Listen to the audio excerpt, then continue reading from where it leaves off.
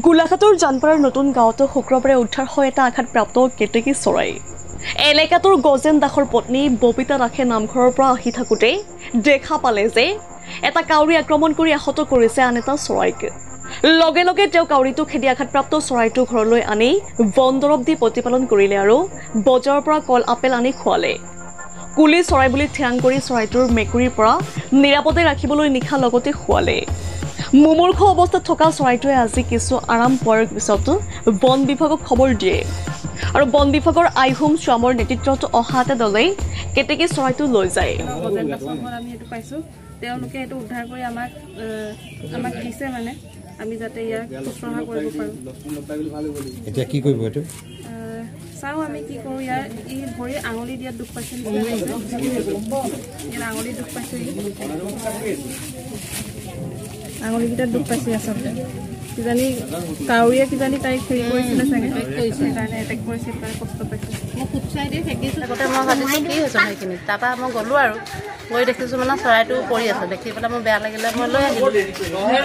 আনি পেলাই ভিক্সো লগাই দিছোঁ, দি পেলাই গৰম ফুট চাই দি খেক দিছোঁ, ভাত খুৱাইছোঁ, বিস্কুট খুৱাইছোঁ।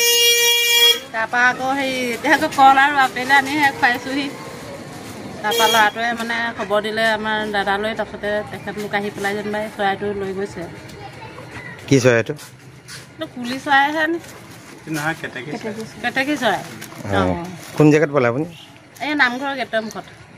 পোৱালি নে ডাঙৰ এইটো? ডেকেৰুৱা পোৱালিহে হয়, এইটো ডাঙৰ নহয়। কেনেকৈ দুখ পাইছিলে জানে? কাউৰীয়ে ধৰিছিলে। কাউৰীয়ে ধৰিছিলে।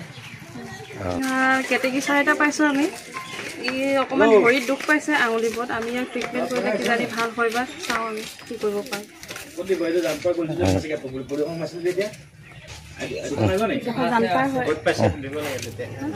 গোলাঘাটৰ এই জানপাৰা অঞ্চলৰ গজেন দাসৰ ঘৰত আমি এইটো পাইছোঁ, তেওঁলোকে এইটো উদ্ধাৰ কৰি আমাক দিছে, মানে আমি যাতে ইয়াক শুশ্ৰূষা কৰিব পাৰোঁ।